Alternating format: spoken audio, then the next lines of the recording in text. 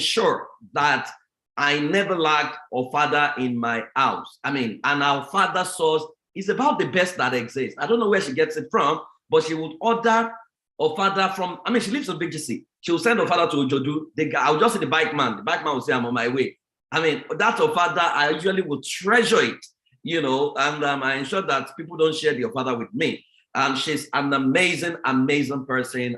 Someone who prays. Sometimes you wonder how she combines so many things that she does. Folashade Femi Lawal is a senior executive digital payment expert with more than 25 years experience, spanning retail banking, business advisory services, and telecoms. She's a fellow of the Institute of Chartered Accountants, Chartered Institute of Taxation, and Association of Enterprise Risk Managers of Nigeria. She joined First Bank in 2012 and was appointed head of digital banking in 2015. She's currently the head of card and messaging business in First Bank, where she manages over 11 million cards with over 30% market share in banking industry volume and value of card transaction. She equally coordinates card product strategy in the bank and its subsidiary in the United Kingdom, Democratic Republic of Congo, Ghana, Senegal, Gambia, Sierra Leone, and Guinea. Since the assumption of the leadership of cards and managing business, First Bank has won the highest card issuing bank and highest card transacting bank award by InterSuite for the past 4 years. She grew the messaging business of First Bank Nigeria Limited from service platform cost center to SMS as a solution profit center with over 20 million US dollars revenue growth, one of the highest in the industry. She's passionate about financial inclusion and led a team that launched digital payment for rural voluntary workers in the northern region in partnership with UNICEF towards the eradication of polio in Nigeria. The work with UNICEF positioned the bank to secure the Bill and Melinda Gates Foundation grant of $12 million to develop agency banking in Nigeria. She further demonstrated her commitment in the execution of First Bank's partnership and Cherry Blair Foundation for the empowerment of 2,500 women. This achievement, among other, positioned First Bank to win the coveted the Best Mobile Money Operator Award by the Enhancing Financial Innovation and Access. She asked to accredit the successful launch of First Bank Virtual Card, an innovative digital payment. I can go on and on and on and on. Recently, she won about 2 international awards, and she's been appointed a pillar lead of career management of First Women Network of the managing director of the First Bank, Dr. Shala Adedunto, in 2001, where she's supporting hundreds of female First Bankers through career coaching and capacity building. She has been a mentor of professional women with win-based, and all. This is so much. And I have a trained, another school, business school trained professional with verifiable year-on-year success, achieving revenue, profits, and business growth. Folashade is a visible leader in both the banking industry and several professional women associations. As a change agent, uses her leadership skills to act as a mentor, sponsor, and advocate, supporting other women advance their career locally as well as globally. Folashade leads by example and continuously inspire our professional colleagues with a positive energy and resilience. A sought-after international and local conference speaker, panelist, chairperson on finance tech, digital transformation, customer-focused and performance-driven. She's a non-executive director at the Anglo-African Investment Limited, a conglomerate based in Mauritius, council member for Gershom Lehman Consulting in the US, executive director at Praying Moms Incorporated, a charity organization of about 5,000 women. She recently accepted an invitation to join Forbes Development Business Council in September 2021 as a thought leader. Okay, House of Saviors. I don't know wherever you are. We have our sister, our very own in the house. She never misses our meeting except she's traveling. Please, let's make welcome the House of Savior way. My own sister, Mrs. Folashade Femi Lawal. I want us to show us some love, mute yourself, scream, welcome.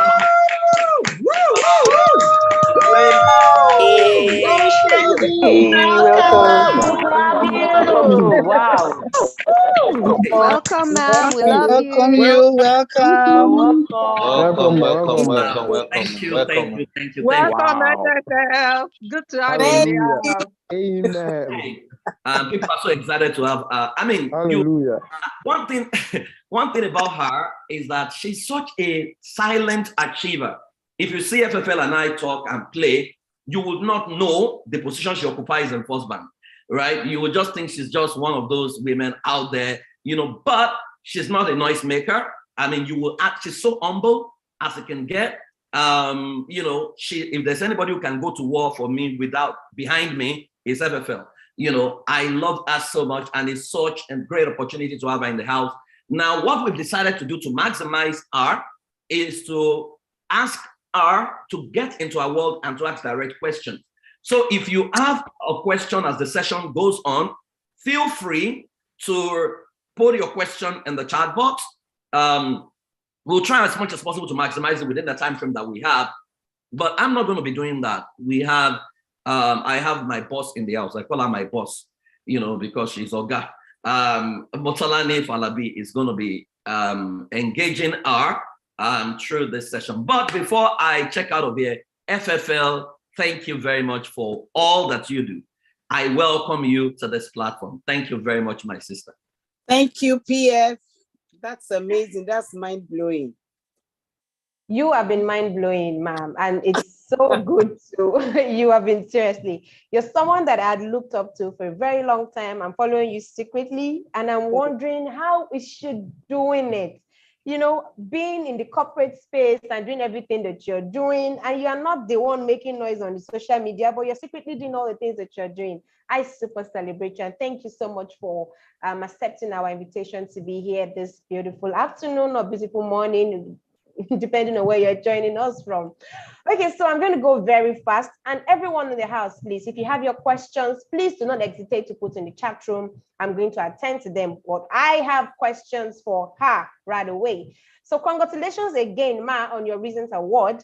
You have been a silent achiever in your corporate space. Can you let us into your journey? How has the journey been for you so far? All right. So good afternoon, everyone. And shout out to all my friends and contacts that are in the house today. I've lost count of how many. I stopped at counting about 20 or 25 friends that has joined. And my top cheerleader, the husband of my youth, Baba Femi Lawal, blowing you kisses. Thanks for joining. And PF, my brother from another mother, and TPF, thanks for having me here this afternoon. I'm even surprised that the profile is reading myself, but it's okay. We give all the glory to God, and thanks, Motolani. So thank you for the warm wishes. I started out as a trainee accountant at PricewaterhouseCoopers. The vision then was to be an accountant with an objective to become the future chief financial officer, earning a decent pay while signing off audited accounts of conglomerates with a good cup of aromatic coffee, just chilling, generally chilling, asking a few questions from the accountants and just signing. 20 years after, with several qualifications in accounting, taxation, enterprise risk management, and Harvard executive education in the bag, I found myself alone at some point in my life, challenged to explore limitless possibilities of the digital world. So for me, the most exciting part of my journey began when I least expected it. So a non-techie person that spent 3 years of articleship at PwC, became a fellow of ICANN and fellow of Chartered Institute of Taxation. Then I obtained ICANN license to practice, briefly went into consulting, did return to banking, and now going to be 10 years in few weeks, cumulative 13 years in banking. We swim or sink opportunity in digital banking. Despite management's assessment of proficiency score that says she has a non-technical profile, as a matter of fact, emphatically advise not to attempt any career in digital or technical. To the glory of God, we have several awards to show that the digression is worth the trouble and sacrifice. So what I would say is 26 years of grace, grit, resilience, and determination to win. Let me pause for now. Wow. So so I'm surprised. So if you say you're not techie, so what gave you that drive to say, okay, I want to go in the techie space, even though it seemed like it wasn't something that you had proficiency in? Why did you do some extra learning to then say, okay, I think techie is the way? What did you do? How did you transition there? Thanks, Motolani. The clip that we watched earlier today talked about how JP Morgan was able to change the narrative. And I took some notes that you shouldn't believe in a no. And your failure should not determine your future. And my mantra also is, don't cling to a mistake just because you spent a long time making it.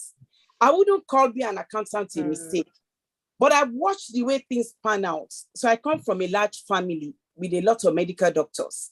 And I've seen how my medical doctor sisters still wait on my dad for pocket money even after they are senior medical doctors.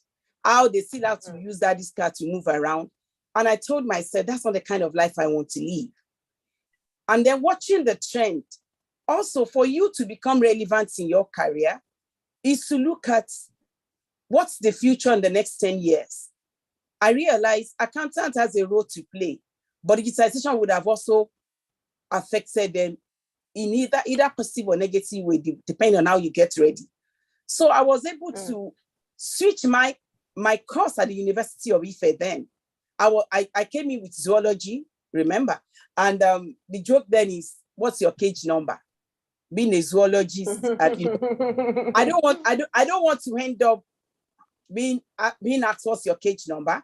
I don't want to end up looking for calling all the kids in my neighborhood to come and sit down so that I can teach them.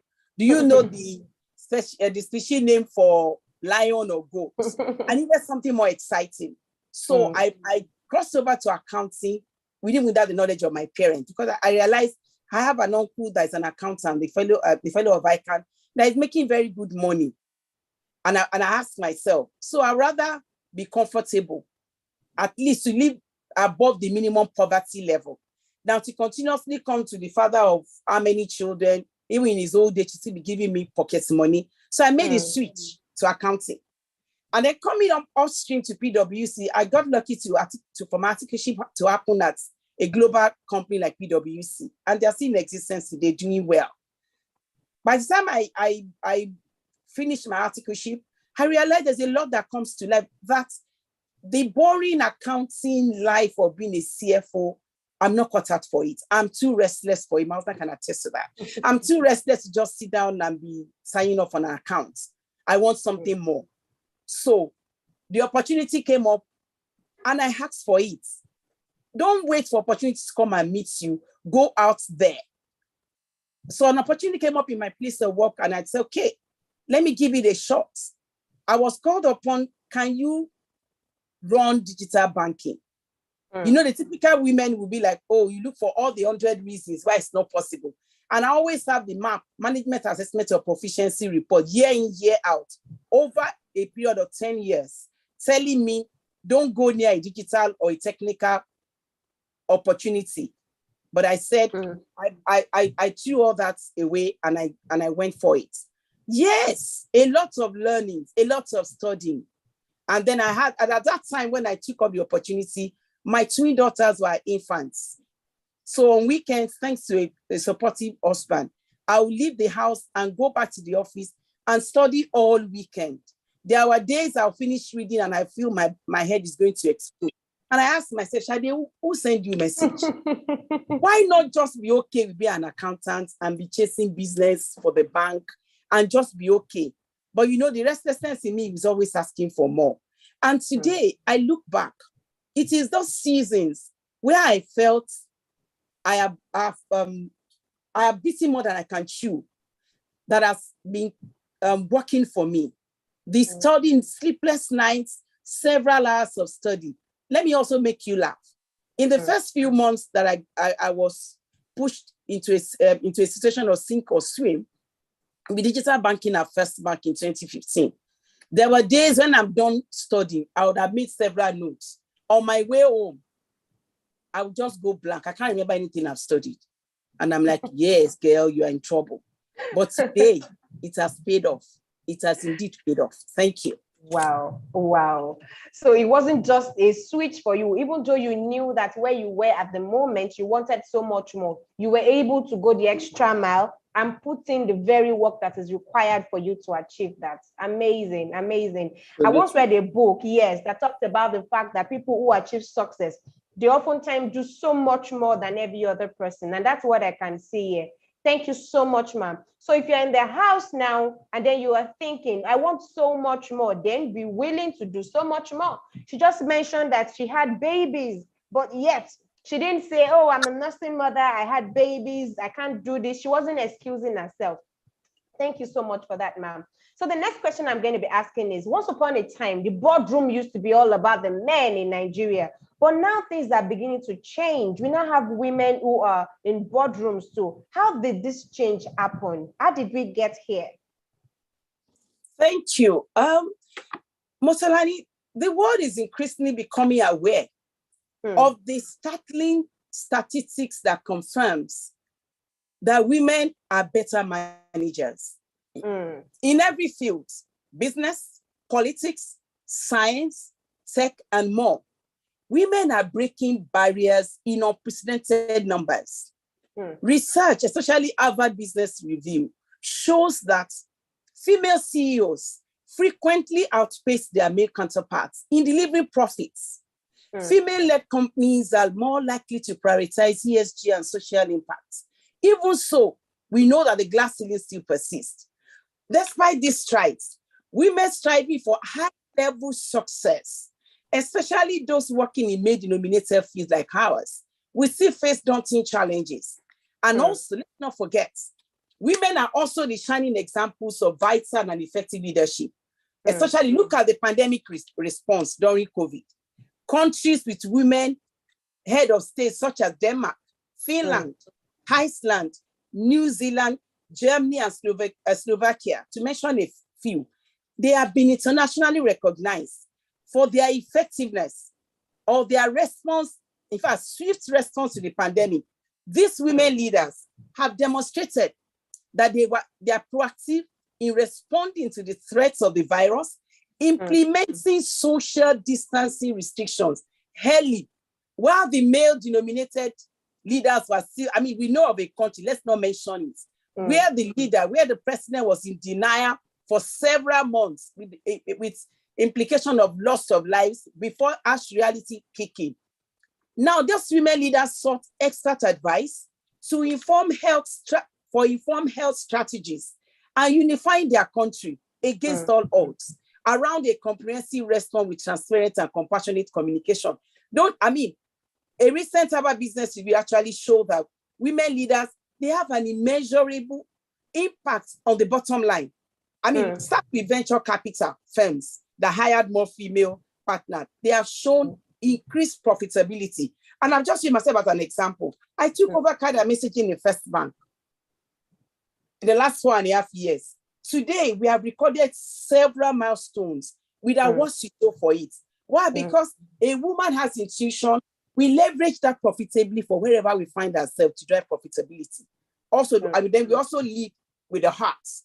Remember, the hands that rocks the cradle does what? Rules the world.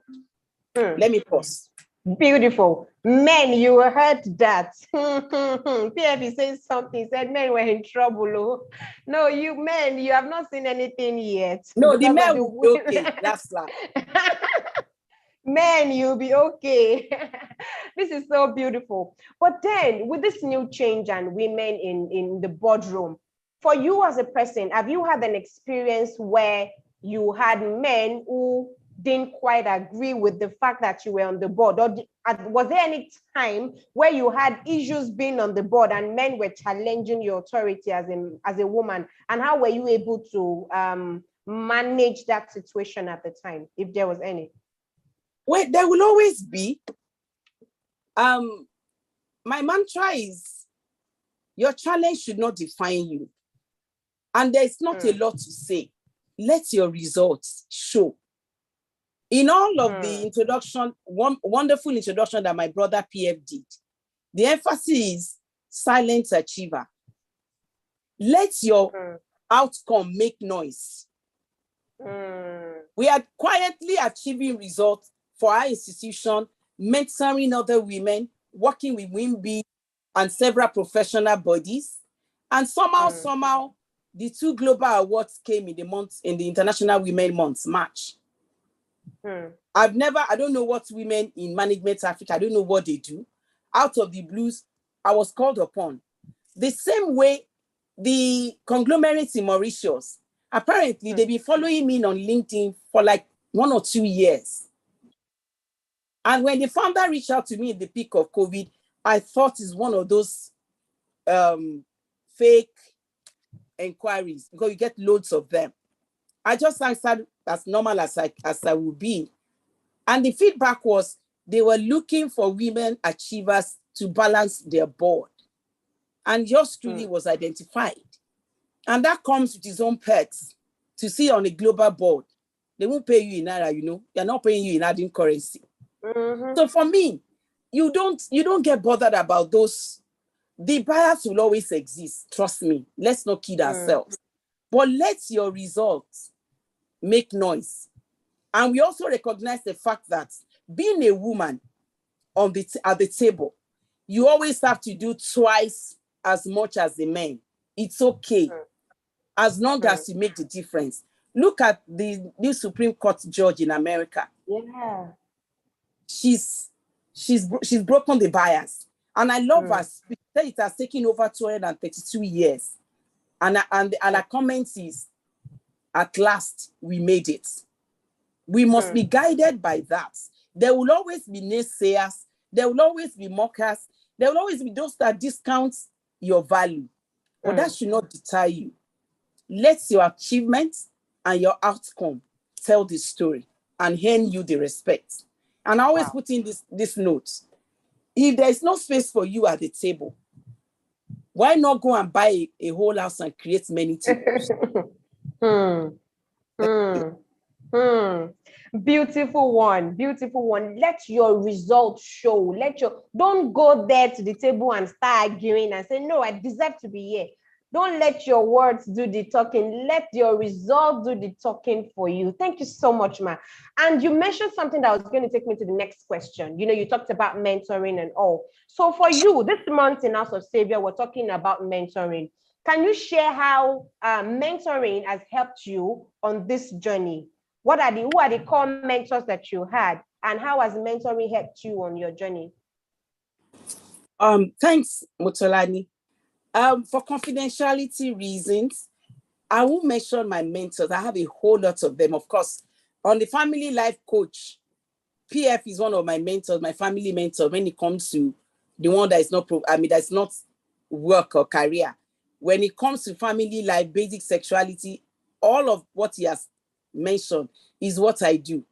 If Praise posts something within 1 hour, I have shared it everywhere because I so believe in his mission, in his passion, because he's changing lives, he's building destinies. So in a letter to Robert Hooke in 1675, Isaac Newton made his most famous statement, and I quote, he said, "If I have seen further, it is by standing on the shoulders of giants." That in a nutshell captured the story of my career path. I try to remember if I ever enroll into a formal mentor-mentee relationship in the course of my nearly 26, 27 career. But I can tell you, I have solid mentors who took interest in my career path by virtue of the value I bring to the table, that I continue to bring to the table at all times. And somehow they became my mentors. Because I'm a huge beneficiary of mentoring in so many ways. It has opened doors to greatness and career advancement. It's one of my mentors that suggested my name to the former MD of First Bank that Folashade should be able to drive digital banking. Having seen me struggle and make a success of what I came to First Bank to do, mobile money, we got partnership in all odds. Even when we felt we were not ready, we got UNICEF partnership. It landed us with Bill and Melinda Gates $12 million grant, the biggest in recent times in any country by Bill and Melinda Gates. So it was one of my mentors. What would I call them? My informal mentors. I ended up being my career mentors that suggested my name. So my thought around mentoring is add value every time. Wherever you find yourself, add value. And that's the story of my life. Amongst friends in the church, with other women, I always look out for opportunity to add value. So when people complain once in a while to my supervisor, why is he always FFL that will go to collect award? Someone somewhere will respond to them that she adds value all the time. FFL is the one that will go out of our way to defend colleagues when they are not there and come back to say, oh boy, you dropped the ball, but let's just go and fix it. But I've covered you. That's for me. That's life. Are you mentorable? Are you someone that a mentor will be happy to be associated with? I also went for an internal opportunity. I didn't get the job, but I got myself like 2 or 3 mentors from that meeting, from that interview that, oh, wow, she was piping hot. That's not her area, but she did so well, more than the incumbent. And then they took an interest in me. And once in a while, I sit with them for counseling. Why? Because they have seen me add value through the years. Make the most of the opportunity I have in the interest of the organization, raise the profile of other women.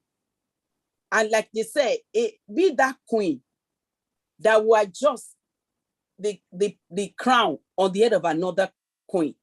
Don't wait for the queen, the crown to fall off before you can come to help. That's my kind of person. So for me, that's what mentoring is in my own experience. Thank you. Wow. Constantly adding value, so much that these people saw that you were full of value and they didn't have a choice. Even they were interested in your future to say, with the way this lady is adding value, I want to be a part of our success story and I'm willing to push. Thank you so much for that. But then the question is coming to mind. So someone doesn't work closely with you now and the person wants you to mentor him or her. How then would you advise that the person adds value when they don't have direct access to you? All right. So what we should look out for? Let me flip it. Okay. What are the qualities to look out for in choosing a mentor? So it can go either way. When I got the opportunity to be a mentor for White House in their partnership with Wimbees for women entrepreneurs, we call them AWE, are we? We went through intense immersion for mentoring, and that actually impacted me. And I was in House of Savior last week. PF had a whole lot to share. You need to watch out for track record. And like we also learned earlier today, your network is your network. Very important. So if you come, most time I get an invitation, I get requests on LinkedIn.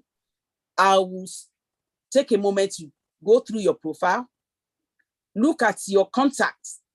So it still resonates. Your net worth, your network is your network. Your results, your achievements.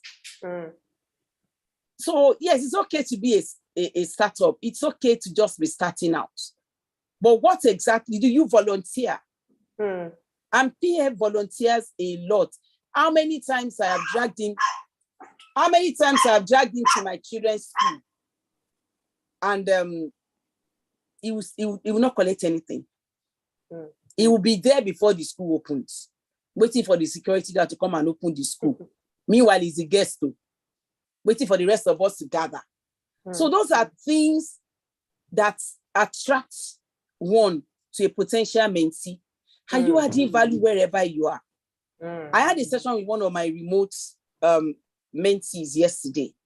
And by the time, between the last time we had our initial meeting and yesterday, she had taken some steps. And I now realize she's ready to be mentored. So you have to look at how are you going to add value in your immediate environment. And don't just go there and post lies on LinkedIn.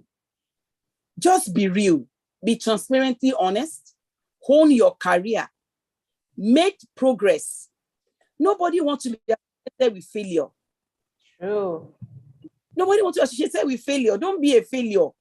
Don't live with it. Don't become an excusitis that all you have is excuses. Nigeria is so hard. Nigeria is tough. You have to know person is man knows man. Some of us are here to make a difference without having to go through that narrative. So for me, those are the things I'm going to look at. And I have a whole lot of mentees across the world that they don't have to be in my field. I hope that clarifies. Yes, it does. Please, we have been having an amazing session so far. If you have questions so far, please drop in the chat room.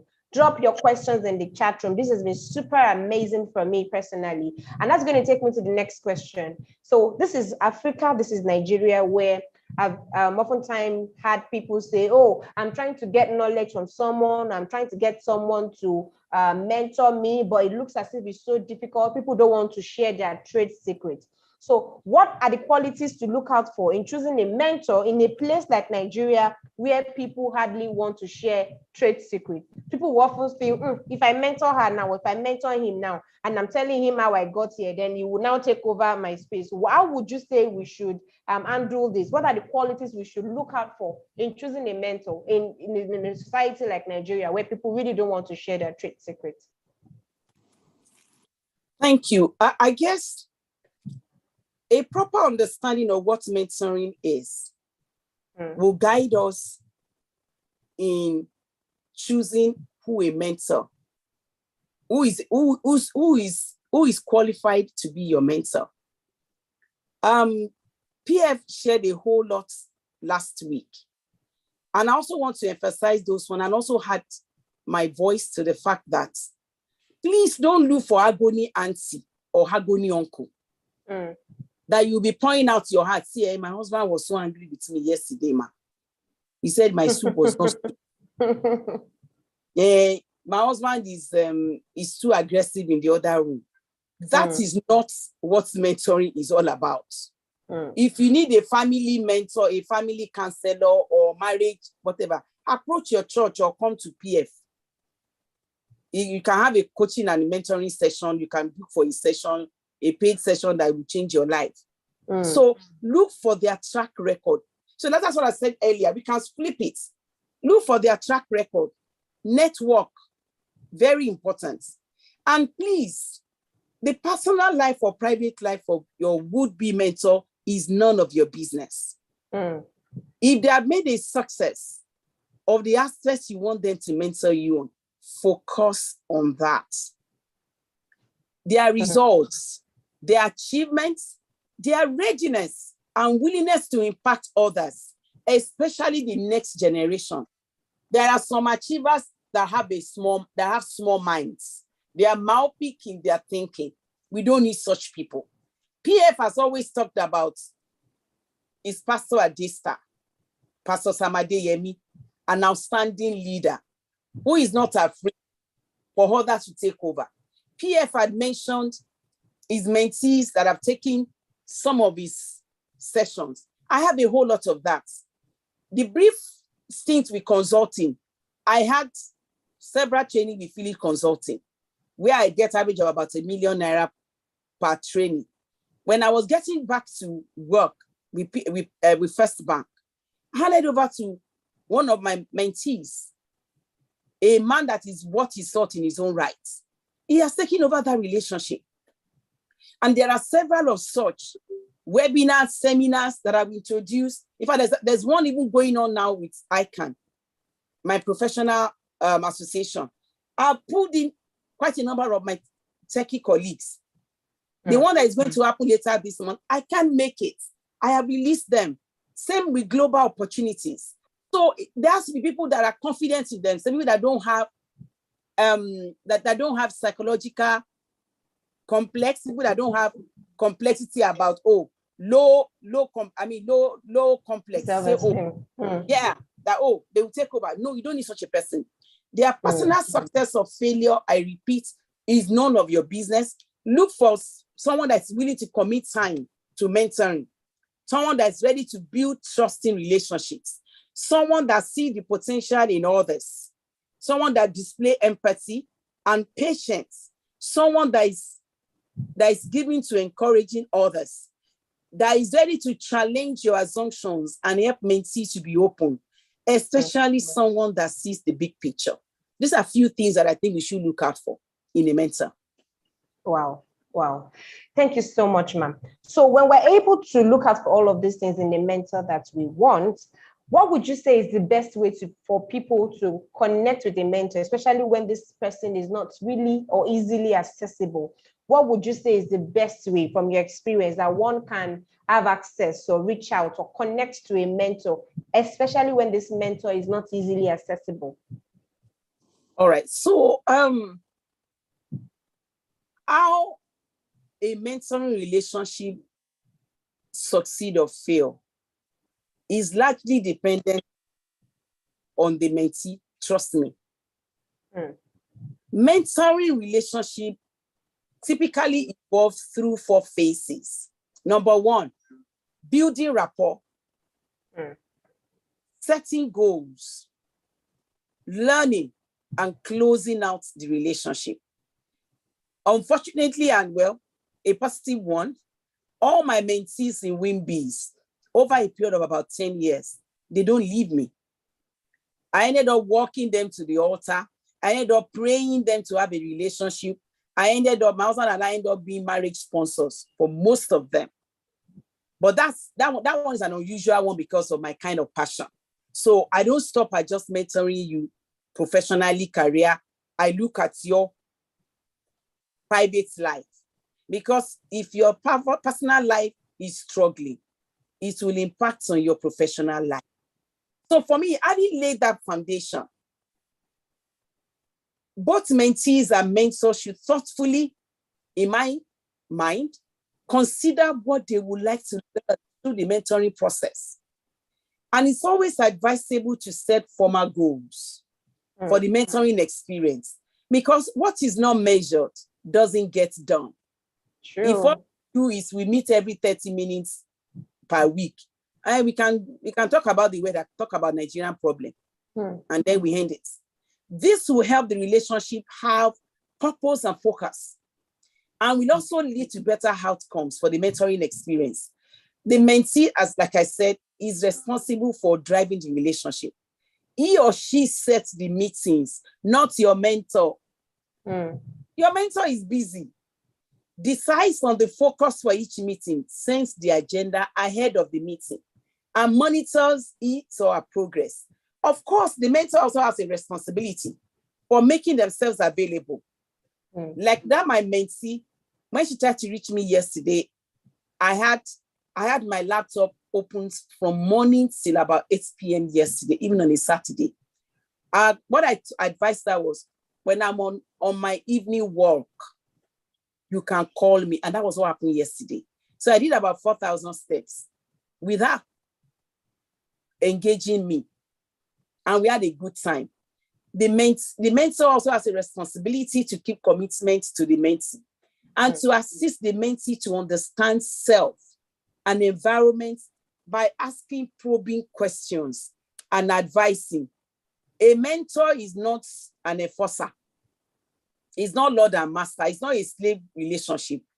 It's not a slave to master relationship.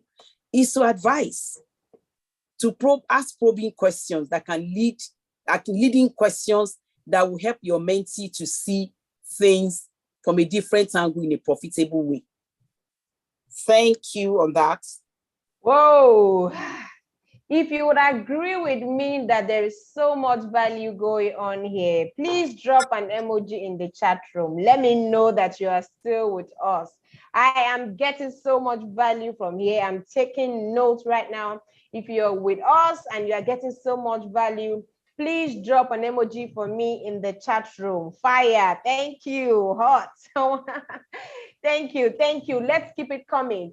And if you have any question that you want to ask, please, now is the right time. I still have a few questions more to ask, but I think I want to give access to the audience. Anyone who has any question, can you unmute yourself or can you ask your question in the chat room? You have 10 seconds to either unmute yourself and to drop your question. Thank you. Someone is saying loaded. Thank you. Awesome. Awesome. This is an amazing session. You see why you can't afford to miss House of Savior meeting every Sunday. You can't afford it because there's so much value that we dish out every time that we show up here. And thank you so much, Ma, for how you've been answering all these questions. Thank you so, so much. Now that nobody has muted, I have given you 10 seconds. Okay, so someone is saying, okay, I think I have a question now. For this session, I want to ask, while we have women like you breaking the glass ceiling, we also have women who are entitled and believe we can't amount to much until we use our body. It's like we are, where is it again here? Discordant. Okay.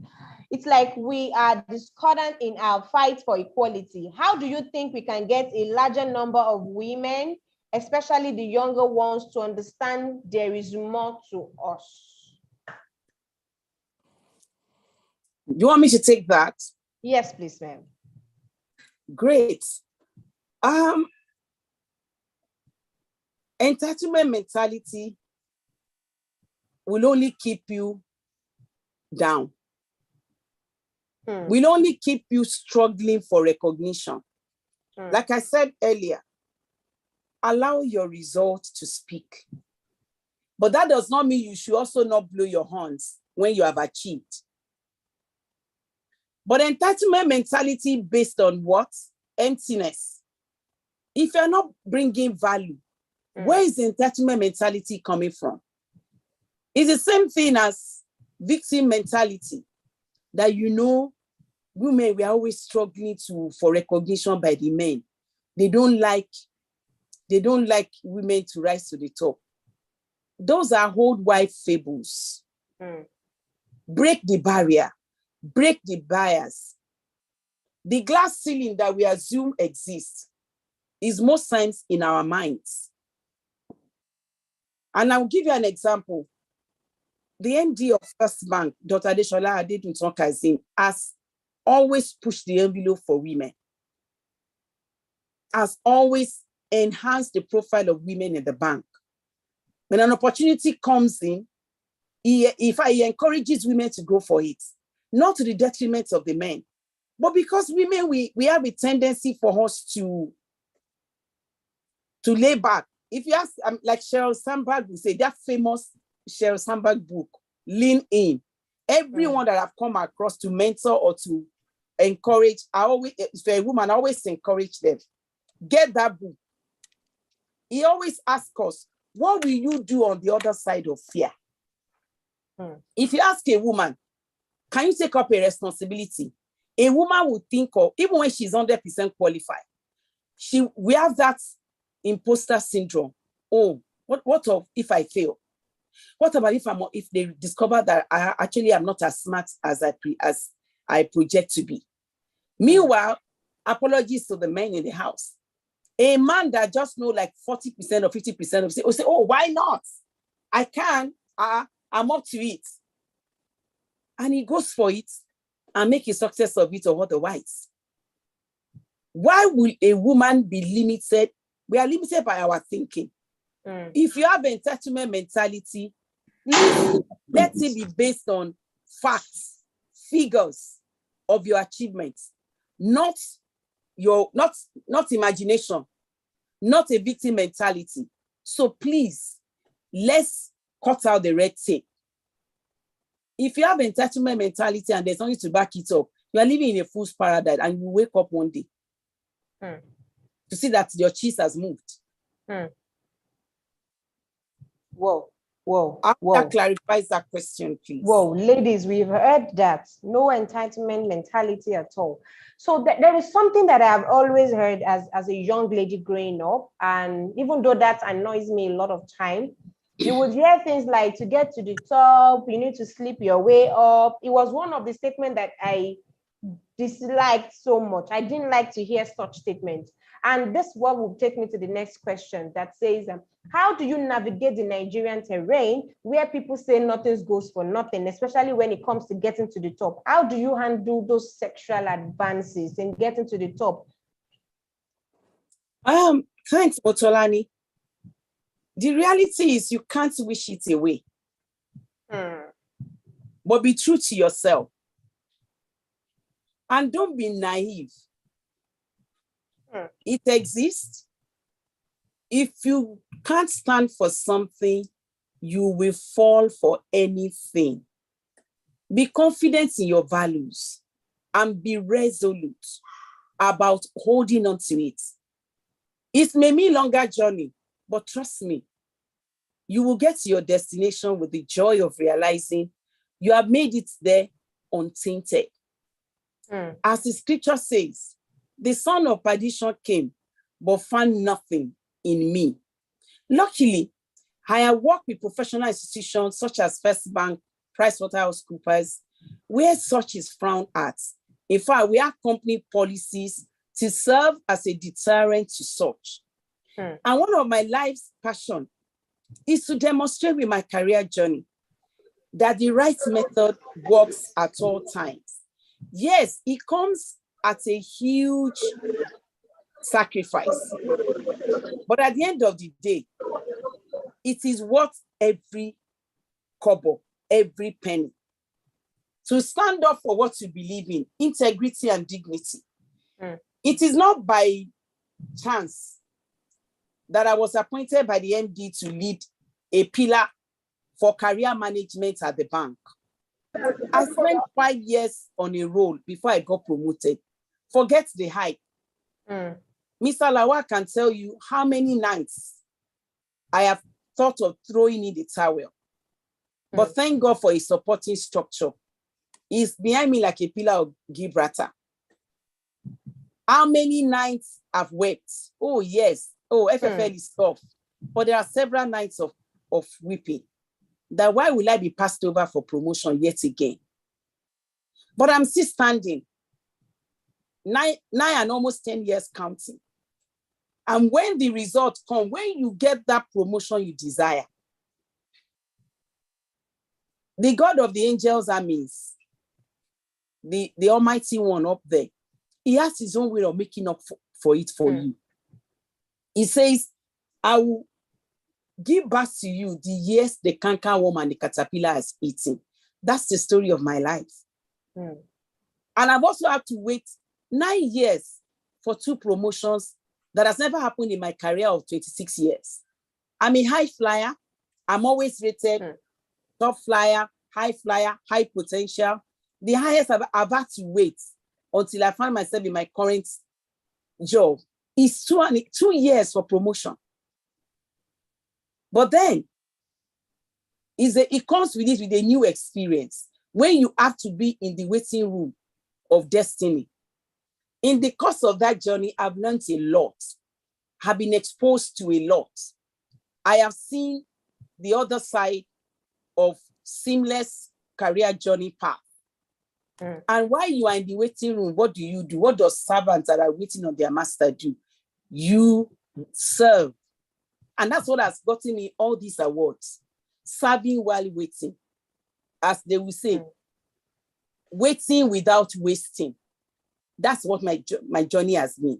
So I have the confidence to stand before any man, any woman, to say the right method works because of the track record, my track record of dignity, integrity, And let me also throw this in.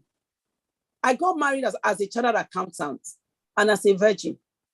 I didn't sleep around to qualify as an accountant.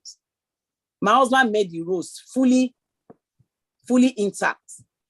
Even with all the perversion in the world today, there's still few of us that cherish integrity and dignity.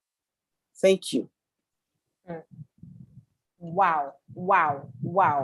This is super amazing. Oh my God. I wish that we can have you come in like every Sunday. This is super amazing. Thank you so much, ma'am. All right, there are now a series of questions coming in. I see all your questions. I would attend to everyone. But before we go to the next question, I'm going to have Inni Wright. I can see that your hand is up. Can you unmute yourself and ask your question? For everyone who has dropped question in the chat room, I have seen your question and I'm going to attend to every of your questions. Thank you very much. Right, you have, all right. Yes, thank you very much. Thank you very much, PF, for hosting this session. And thank you very much, Ma, for all you've shared. It's been insightful. Particularly, your responses show that you've walked the journey and you're speaking from experience, from lessons you've learned. Which leads me to my question. Apparently, you've had quite a number of mentors along the way. And like you said, in different fields, different areas. How do you, and especially for someone who offers value to your mentors, how do you decide when a mentor's tenure in your life has expired? Or do you continue to, because I'm thinking you're a very busy person, the value that you may have offered to mentor A in 2002 is not the value you are able to offer now, given your current schedule.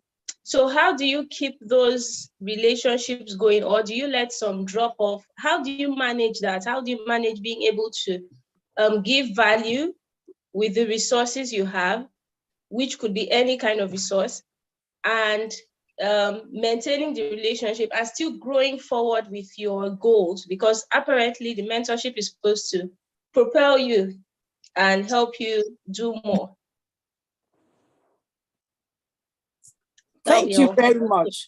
Can I take the question, Motalani? Yes, please. Yes, ma'am. All right. Thank you, Inni Wright, for your kind words. The standard for a typical mentor-mentee relationship is it should be time-bound. It should be smart. By smart, it should be measurable. It should be time-bound. It should be achievable. We should have a timeline. So it's going to be for 6 months. Let's be clear on that. I'm also on Leading Ladies Africa's mentoring membership. I did mentor for them last year. I volunteered to mentor one of their mentees last year. I'm always on Wimbies for over 10 years now. There is a time frame to it. And you should identify. So what I need to understand about your question is, when do I determine when I'm done with a mentoring relationship, or when do you determine that you should allow a mentor not to mentor you? So I will answer for both. For mentor-mentee relationship, what I said earlier is there must be goals. We must have set out what we want to achieve in that mentoring relationship. And we have to set a timeline. So after we have built rapport and set goals, then there's learning, and the final one is closing. The fourth pillar, the fourth phase is closing. So you must have a defined time. For say November 2022, we would have wrapped up. So, and there's always a monthly report. There should be regular reports on activities. For example, the mentee I had a session with last night went away for most of 2021 because I asked her, give me your 5-year personal development plan. That without that, we cannot proceed. I just don't want to mentor in vacuum. So let me know whether you are serious about your professional life. So she finally came back several months after that and even as I yesterday, she wasn't ready with it. And I told her, before our next session, I need to have your PDP, not the PDP political party, but personal development plan. So once you are always checking that goal, remember I said, whatever is not measured doesn't get done. So we are ticking the boxes, and there are monthly reports on our goals. How far are we from our goal? And there's need to be some remedial action. So that once you have defined that, then it's easy to know when to get off the bus. And if you're not getting value from your mentor, PF mentioned that last week. If your mentor has turned into a demigod, then you know that the ministry cannot get to permanent sites. It's okay to have a session with your mentor to say, oh, this is what we agreed to do at the beginning of this mentoring program. I feel I'm not getting value. And then your mentor, if it's really a mentor, what is or assault, he should be open-minded enough to say, oh, am I missing something? And work with you to get it right.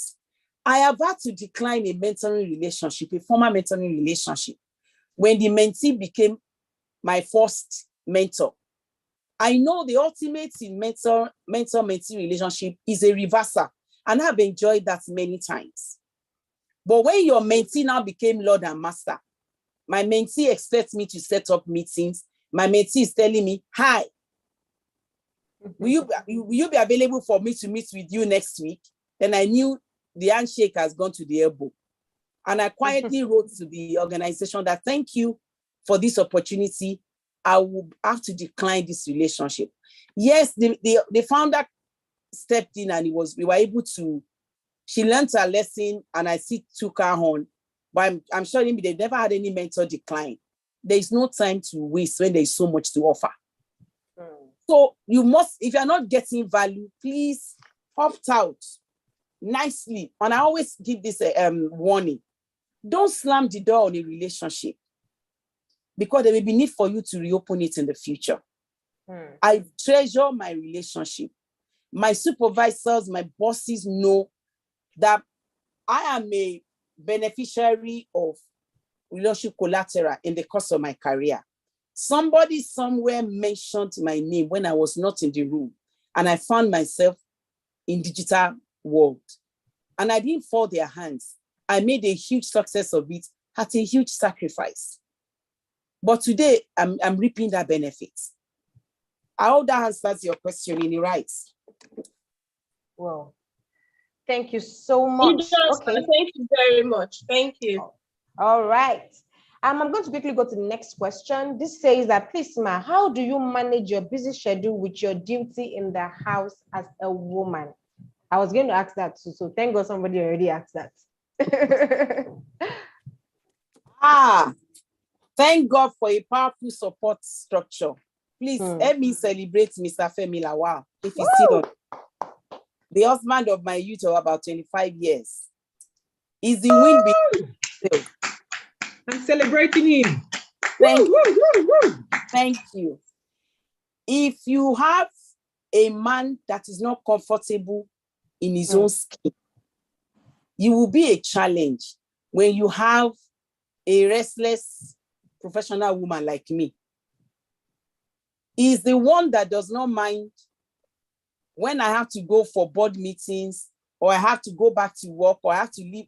As a matter of fact, throughout this week that just ended, one of my colleagues is on the call, we were closing practically like 10 or 11. I drove out of Marina head office on Friday at 10:42 p.m. with my driver. How do you imagine a man will be able to support such a woman? But I'm blessed, and that's how I always advise every woman. Marry your friend. Together, we've been able to raise 4 global influential children, including a set of twin daughters that are now teenagers. They are the one that set up this meeting room for me today. I have 2 sons. One is a man already. I can't call him it. He's a man. And PF is also his mentor, where he is globally. They are both in the US. And I have a college-bound son with 2 teenagers that have written a book, that have a website, that have a charity foundation. I encourage them to be more by modeling what my husband and I are doing. My first son actually supported me in putting together my slide for my first consulting job with Philip Consulting. Then he was a teenager. I'm talking about 2012. So 2012 to now, that means Tosin was just about 12 or 11 or 13 when he helped me to put together my slide while I was in traffic coming from work. And when I got home, I was able to just fine-tune it. And he does that for his dad as well. It takes a solid support structure. I've always worked in a pressured job environment, be an accountant, and then being a banker. I came into banking just to spend 2 years. PF knows, my husband knows, that I'm turning 10 is unbelievable. I remember the day I clocked 2, my ED called me and said, Shade is unbelievable. You work as if you've been in this bank forever. Just 2 years. So when I clocked 10, I'll go and remind him, say, boss, eventually that girl has said 10 years. So what am I saying? Your support structure determines your success. And it's not everything you have to do, madam. You still have a role to play in the other room. You still have to up your game. My husband is my fashion advisor. My second son is my wardrobe manager. And if we go shopping in the abroad, Mr. Lawal knows that he will just give me my money because I will spend the money at Primark and Poundland and Dollar Tree to buy junk for the women I support. I support over 5,000 women, and we are always sending them palliatives, food support, single moms, and all of that. While he will go to West End to shop for my office wares. By the time I'm done shopping at Poundland, they will send supporters to carry trolley of my junk. Now my husband will call junk. But that's me. You must choose who your spouse is. If he's the one that is going to be intimidated by your success. How many times I have come home that I have global seminar and my speech as a chairperson will be revamped by Mr. Lawal overnight. I will tell him, see, this thing that I've written will be okay. So that I'm going to bed. I need to sleep and have a clear eyes for tomorrow. He will stay up and revamp the speech. And I'll go there and shine. I have a solid support structure. The same thing with domestic support. The Nigerian domestic support will always be unreliable. The last time I was going to travel to get my award in Tanzania, as I was going out, my wonderful housekeeper packed her bag and said, Madam, I'm leaving. You see that all the time. I raised twin daughters, working in a pressure job. I got a fantastic school. Discovery House Montessori, forever, I will always be their cheerleader. As young as my last 3 children were, at age 2 months or 3 months, they have a fantastically professional, godly trained staff. We drop them there. And today, the benefit of that Montessori is what is panning out for us.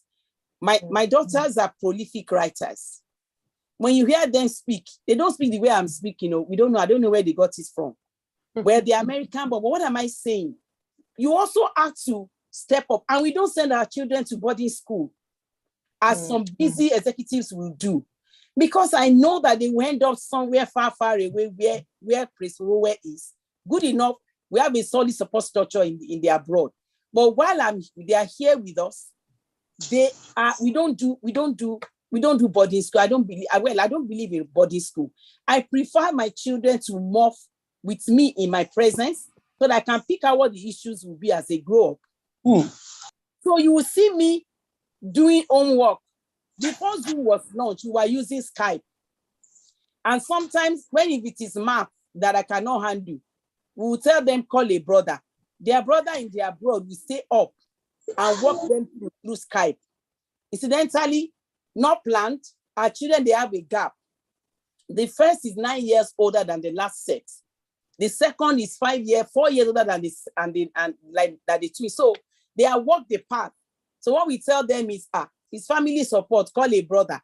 And they will do calculation.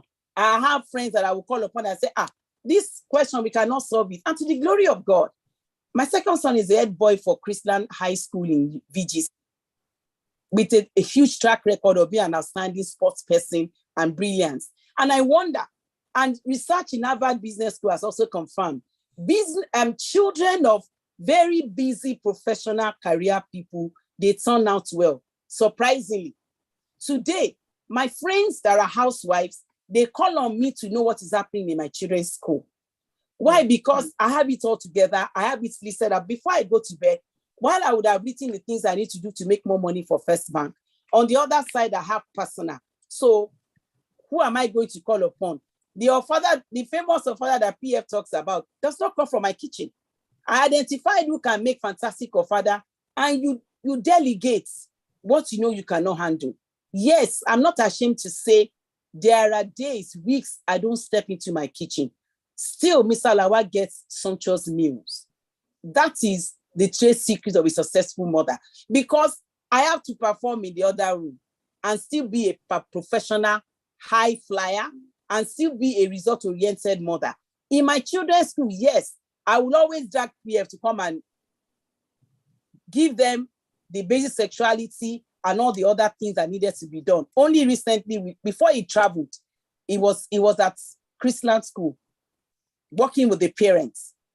While that is happening, we still have to make sure we put it all together. And you can see what I'm sporting. I've been doing my nails since 17 years now. Then when I had only boys, I felt I was losing myself. So I had to do my long nails always on point. My professional colleagues, they know that FFL nail is always speaking. It was intentional. That has to happen. So we have to blend it all together. It's just the grace of God. And please permit me to say, great is your mercy towards me. Your loving kindness towards me. Your tender mercies I see every day. Forever faithful towards me, always providing for me. There's nothing I've achieved without the grace of God. Thank you. Wow. Now I'm speechless, even though I have a series of other questions to ask. This is super amazing. Thank you so much, Ma, for being vulnerable and giving it to us as it is exactly. Thank you so much, Ma. People are saying, I admire you. I love you. I love you so much and I admire your strength. Thank you so much, Ma. And this takes me to the very next question. Please, if I've not read out your question, I'm not ignoring it. I will take your question.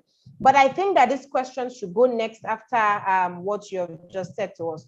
Someone said, you have consistently spoken about your husband and we appreciate him. What advice do you have for women in a different situation? Are there tips for women married to spouses who are a roadblock to them? Can this kind of situation be a win-win? Thank you very much. Excuse me. My take on that is, we can always do to conquer, but please, let your story not be like the one that had just happened recently.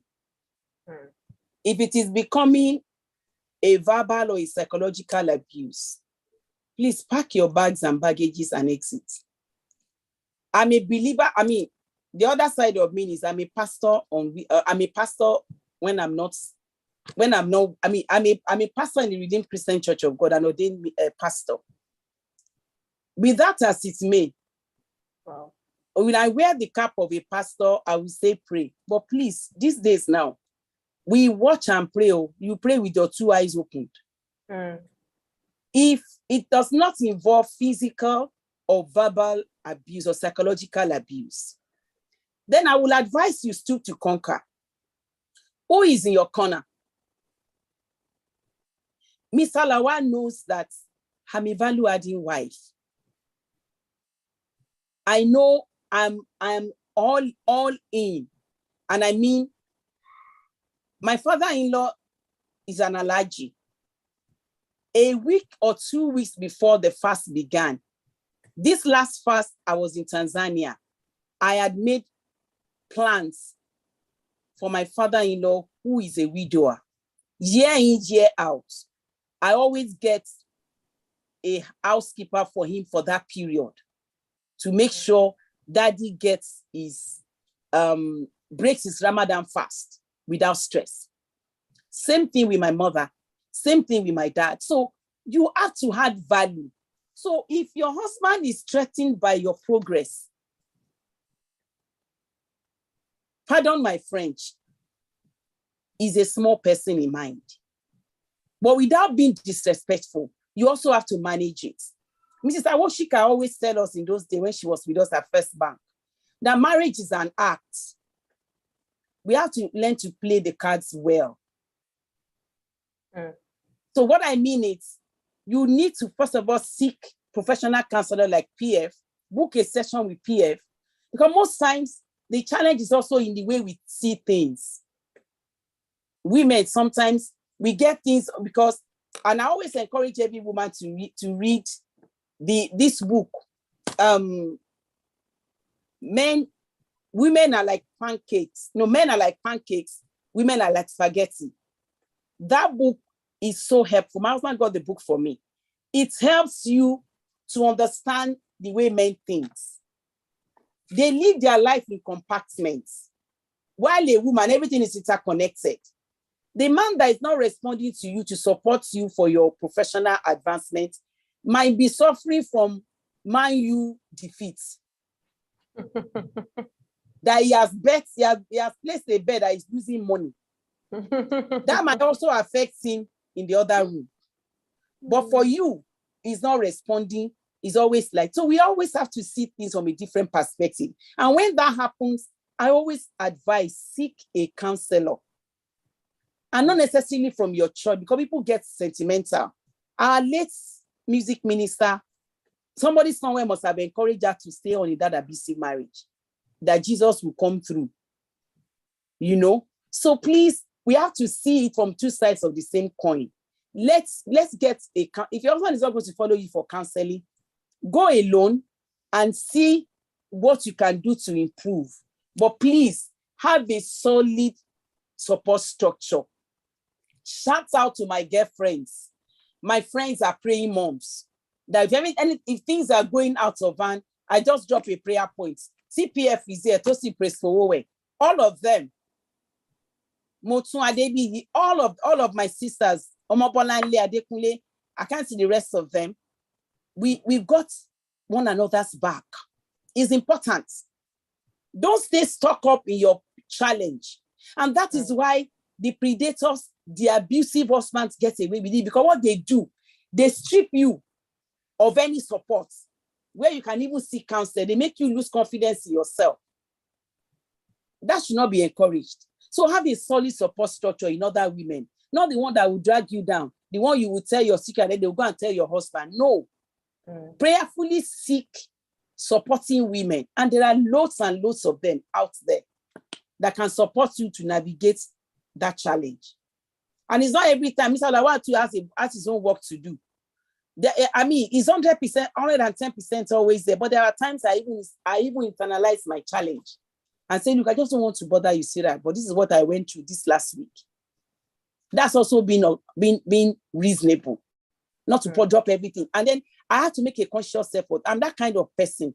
I'm so passionate that if you have to get on a family call, I will spend the next 30 minutes lamenting on my work challenge. Mr. Lawal knows. God is his strength.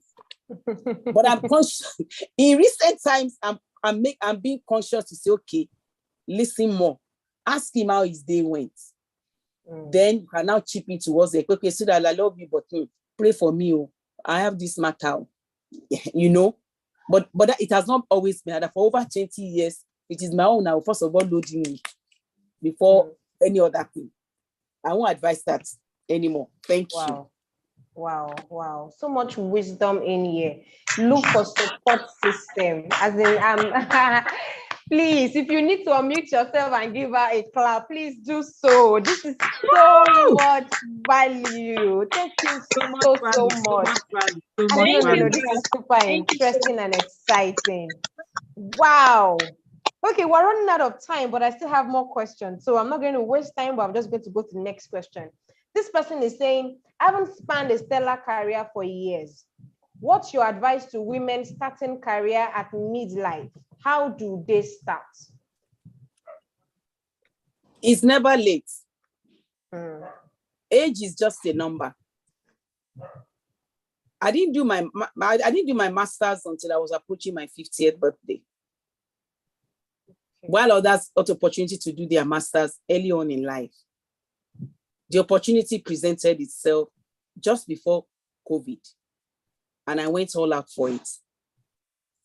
If you are starting your career midlife, please don't have a failure mentality. You are just seeing the glamour. Mr. Lawal and Chris and few friends can tell you the many nights that I've lost confidence in myself. The many nights I've wanted to throw in the towel. There's hardly a time typical of any woman that when you have a challenge, all you want to see, let me just leave. If I'm a housewife now, I won't face all this problem. That crosses my mind all the time. Don't be fooled.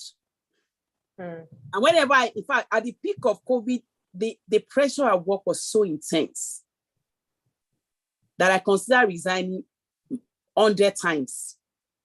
Thanks to a solid support structure in my mentors at work and my husband.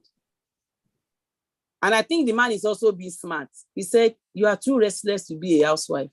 You will not let somebody you'll be looking for something to keep you. So you will be okay. Don't worry. This too shall pass. So please, study autobiographies of people that have made it are in your similar situation. I study autobiographies a lot. And please, let's profitably use social media. And I mean profitably. Consistently add value. LinkedIn has been a huge blessing to my career. LinkedIn. So if you're starting midlife, look for relevant courses. There are online courses that you can take. I did my MBA 100% online in a fantastic school in North America with huge discounts because an alumni recommended me. And I'm happy to recommend anyone. We pay like 1/3 of the cost for an international MBA. So you have to make up your mind that you are not late to the market. No, you are not late. You are not late to the party. Because like a Yoruba proverb will say, Ìgbà tí Aláàfin bá dé, náà nílẹ̀ mọ́. Meaning, if there's an event and the rest of you has been there since 5 a.m., it is when the most important person shows up, whether 10 hours later, than the day just broke. So tell yourself that your day is just breaking. You are never late to the party. Because we all have different, life is in phases, men and in sizes. Your size, that is the face for your size. And let's stop comparing notes. The grass is greener on the other side. We don't even have access to their water bill. And there's a whole lot of facades, hype, fake hypes on social media. You don't even understand it. If someone is making a post on Facebook, they are thinking of committing suicide for their wretched life. And all you are seeing is the glitz and glamour. Be real to yourself. Reach out, look for solid support structure. We have women groups in WinBiz. We have awesome ladies that Motun Adebi started. We have praying moms on Facebook that we encourage one another to do awesome things. Pitch your tent with those people. Work with ladies, women that are going to challenge your thinking, that are going to watch your back, not those that are going to put you down, not those that have senseless competition. We challenge ourselves to do well. Drop high maintenance friends. They won't take you anywhere. The ones that will gloat at your misfortune, you don't need them. Look for professional support system that will tell you it is never late to start again. When I went for Harvard, my study in Harvard Business School, on the last day of our course, a 75-year-old classmate celebrated her birthday. I nearly fainted. I said, so what are you looking for at 75, being in this class? Me, I was 42. I'm struggling to keep up with the pressure. So what are you doing here, madam? But she said it was a lifelong ambition. And she has fulfilled it and ticked the box. And there are several people that made, look at Madeleine Albright. Madeleine Albright, American former, now she's late, former Secretary of State, returned to her career, having taken a lengthy time to raise her children. And see how she ended up on the height of her career. So please, it's never late for you to start again. Thank you.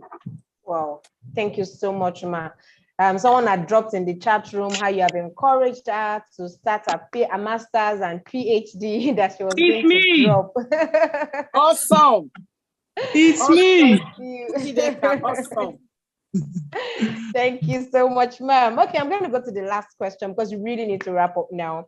Was there a role how you were parented had played in your elevated thinking as a woman, or your mindset evolved as you grew?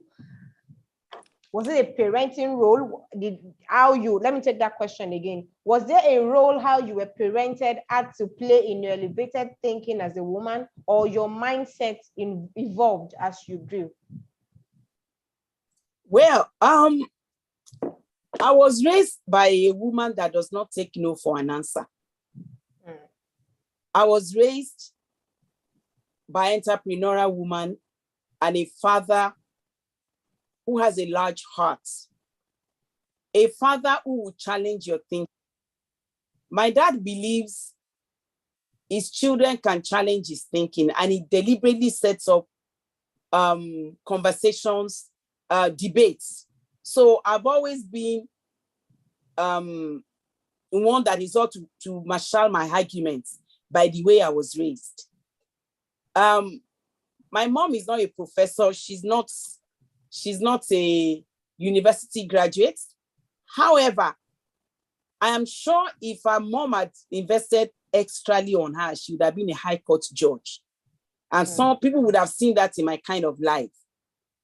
I must always have a justification for what is happening. And I hold anyone around me accountable. So my mom is reputed in her heydays that no man was able to beat her up. You know what that means? Well, I can't fight, I don't fight. But just for you to see, for someone that is now almost 90, she's the type that when she was in secondary school, our peers that are male, their mother will bring after school. My mom is sitting quietly at her mother's shop in her school uniform, tidy and clean and on point, looking innocent. But here are classmates' parents bringing their hefty sons, say, Mama, this your daughter has beaten her sons up again. And my grandmother is asking, which of your daughters? This one that is here. So she's that kind that will remove her school uniform. She's wearing shorts under to fight for her friends, fight for her siblings, and wear her school uniform intact. She's entrepreneurial. My grandmother, as I said, on my 50th birthday, my dad doesn't even know because he also travels a lot, but he's one that is involved in our lives. He's the one that will tell his potential son-in-law that, look, I allowed my daughters to challenge me. Daddy can start at prayer, 9 o'clock family prayer meeting. After 9 p.m. family prayer meeting to say, okay, so between Obey Ebenezer and Sonny Ade, who do you think is Nigeria's best musician? And we can be on that till midnight. You will hear us screaming and putting out like, Daddy, you are wrong. Daddy, you are wrong. That's not correct. Let's just go and check Google. So that's the kind of environment I grew up, where you can challenge the status quo, where you are allowed to be yourself, where you can say, Daddy, I don't think that point is correct. Can we do a fact check? That's how I grew up. So I'm allowed to demand for justice. I'm allowed to challenge the status quo. I'm allowed to say, okay, so Daddy, that decision that you made yesterday, well, we said we should go to bed by 8 o'clock because, okay, correct, you are right, but let me also put it to you that your facts were not complete. Auntie Bossede misconstrued our intention as girls. Okay, so let's have it. That's kind of environment I grew up. And my grandmother was an enterprising woman. She's a chief in my hometown. I come from a royal family, but we are not treated with anything that looks like royalty because, well, I'm the only child that didn't get a slap because I know how to manage myself. I don't like violence of any sort. By the same token, my grandmother would put hundreds of thousands of Nigerian naira in this wallet that traders wear in the market. As young as I was at age 9 or 10 or 11, I remember. None of my parents are aware of this. I was with my grandmother. She raised me for most parts of my early life. She would strap me with that money and then I would wear my casual wear on it. And then she would send me to our business partners who are going to buy bags of beans in Kano. My grandmother can have 4 trawlers filled with bags of rice and beans in my hometown at Ilesha. I am that child that she would strap with the money for that venture, unknown to anybody. I mean, it's not this that there's kidnappers, there's ritualists. No, it wasn't like Nigeria has not gotten to that point. And she wake me up early. Our driver also will not even take me there, so they don't even suspect. I would trek for like 1 hour to go to our business partner that are set to travel. So I'm giving you that information for you to have an idea of what my upbringing was. Entrepreneurial, impossibility is nothing, challenge the status quo, don't settle for less, aspire high. My mom had 3 brothers and a sister. She learned to do the things that boys can do. She could fight and win an argument. Yes. We had fun with my grandmother. We had fun. So that shapes my being fearless. Yes, I know people say she's brave, she's fearless. I was raised not to believe in a possibility. I was raised to be able to have a voice. Whether you are a girl or a boy, you have a voice. I mean, I grew up with my grandmother having a retinue of domestic support. At a point, we had Mama Bini, we had a resident nanny that all the children were delivered into our hands. And even with that, you have your own chore. You have your own chore that you're accountable for. Even with all that wealth that my grandmother would display as a chief, as a what would they call them? Title chief in my hometown. We have our chores that we have to do as a grandchild of my grandmother. So if I say I learned how to cook today, my mother didn't teach me. She was too busy for that. I learned that from my grandmother.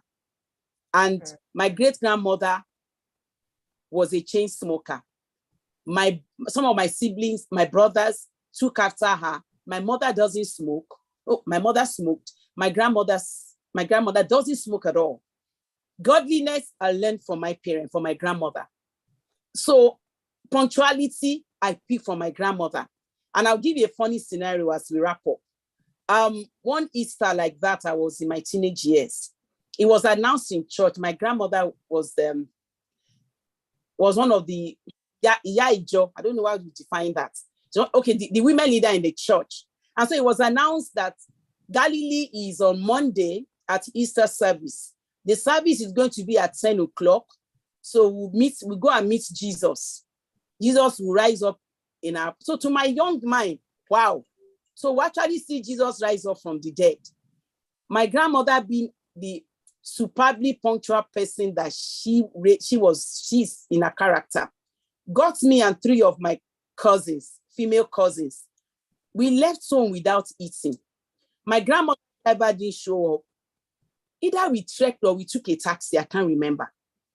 We got to the beautiful surrounding where Jesus was going to rise up from, as early as 8 for a 10 o'clock service. Eventually, the service did not happen. Something happened or whatever it is. I won't forget that we stayed there till afternoon. My grandmother insisted. Bishop told her the service is happening here at 10. And we're going to be here till the service ends, whether it happens or not. So I learned my being fusy, being committed, irrevocably committed to excellence and punctuality from my grandmother and also from my dad. My dad is the one, when it's your wedding, he will tell your mother that, Wobi, you are likely to come in the second car. I'm taking my daughter to church. 1 hour, we'll be in church 1 hour before the service. If your makeup or your gele is not ready by that time, the other driver will bring you. And that's the rule of thumb. So mommy can tie her gele or not. But I've seen her struggle with the thing to make sure she's in the car with us to church for our weddings. So that has shaped who I am. Yes, there are things I also didn't learn from my parents that I have to unlearn. Especially the kitchen things I learned from my grandmother and much more from my cousins whose mother took time to walk them through kitchen. My mom was busy making money. She's a tough nut. She's still tough at 84. All right, I think that's all I can say for now. Wow. We have had a beautiful session in the House of Savior today. If you agree with me, please let me feel your energy in the chat room, or you unmute yourself.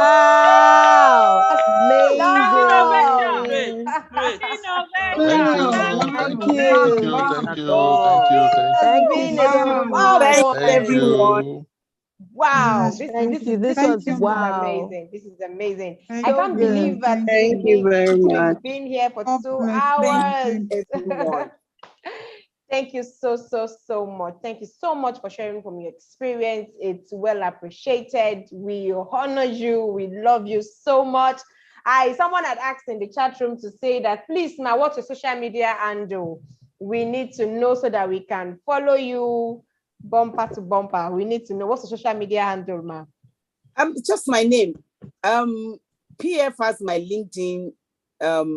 It's Folashade Femi Lawal, no H. Okay. On Instagram, I'm just FFL. On FFL, okay. Facebook, my name, Folashade Femi Lawal. LinkedIn, I'm also Folashade Femi Lawal. Okay. So we have all heard that. If you need to follow her either on Facebook or Instagram or LinkedIn, on IG, it's FFL, and on other platforms, it's Folashade Femi Lawal. You can search her out and then you can follow her. Thank you so much, ma, for an amazing session. Thank you so much. We really had an awesome time. I had an awesome time. Someone is saying thanks for the deep insights. Awesome session. Thank you Thanks for so having much. me. It's been a pleasure. Thank you, ma'am. I'm sure that we would have to bring you back some other time. Maybe not on mentoring, but we would certainly definitely